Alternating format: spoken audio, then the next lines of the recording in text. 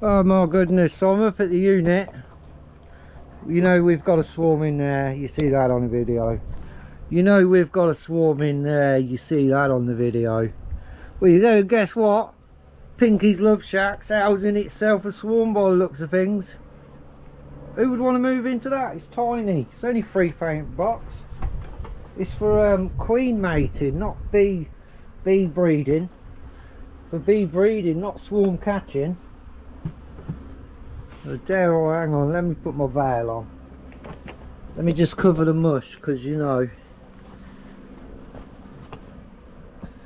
I don't mind getting stung, but I don't want to look like one of these spitting image dummies that we all see around the street.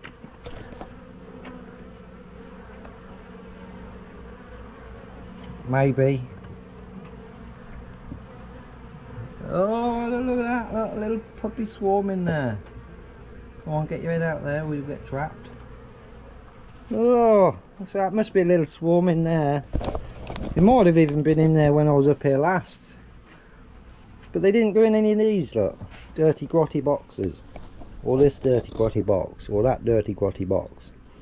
But I bet you, as soon as I clean them and blowtorch them, you'll have a swarm in them.